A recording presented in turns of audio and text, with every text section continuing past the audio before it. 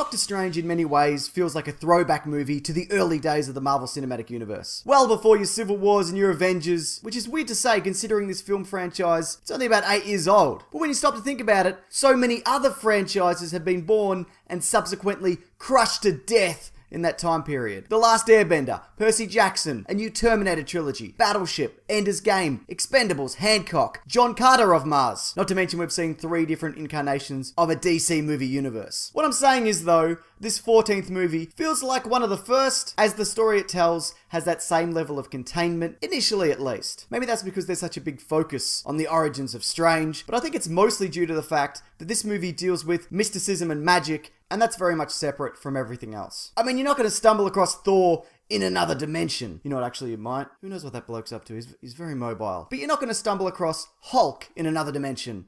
But then again, maybe, where's he at? He could have gone into a wormhole, who knows? But you're not going to stumble across bloody Ant-Man in a... But then again, he did spiral into that weird parallel shrinky world. Look, it's just different, alright? It's a different concept that this movie has been built around that we haven't really seen before. Of whips made of magic fire, bending a city in on itself, time manipulation, and sentient cloaks. Stop. And you know what? It all works really well. This movie's a bit of a bloody romp, mate. I'm not really a big proponent of saying you should see a movie based on its visuals alone. In fact, if a movie's big draw card is just that, I'd say it's probably a pile of hot garbage. Just stay away from it. But if there was anything ever close to an exception to this, it's this movie. The psychedelic nature of the visuals are absolutely spectacular. But you know what? Luckily, it's not just that. I think there's only so much of watching a man tumble through a weird reality that I could possibly stand, and Benedict Cumberbatch pulls in a very charismatic performance to nobody's surprise as Strange, which anchors the whole film. I thought his American accent would bother me more, but you kind of settle into it pretty quickly, and he's funny and he's likable, and you empathize with him. Plus he does simmering anger and arrogance really well, all of which make the character a great window into this new world. In fact, this is superb casting all around. I particularly liked the Strange Mordo dynamic, which I think will make things very interesting down the line. If I default this movie though, it's that the plot is a little paint by numbers. The character arcs are nothing we haven't seen before. The whole thing is just painted with a more unconventional brush. That being said, there's more kind of ambiguity and grey areas built around characters that can see there isn't just black and white, good and bad, and how some can accept that and some refuse to. And as far as villains go, Mads Mikkelsen does a great job. There's not a hell of a lot to it, but you can see things from his perspective, which makes any villain,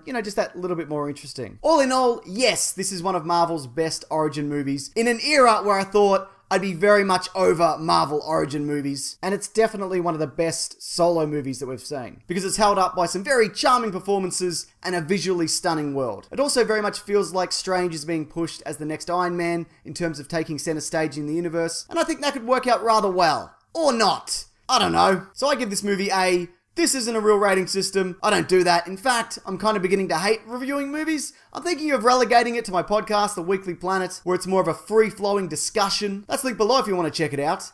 Out of 10. Or it's out of 5. It doesn't matter. It's not a real rating system. Here's a question though. What's your favourite Marvel solo movie? If you have any thoughts, please feel free to leave them below, along with what you thought of Doctor Strange. Also, I don't know if you've heard this, but I have a podcast called The Weekly Planet, where we talk movies and comics and TV shows. That is linked below. Alright. That's it. I'm ending the video. You can stick around, but you don't have to, because this will be just a static screen in a few seconds. Take care.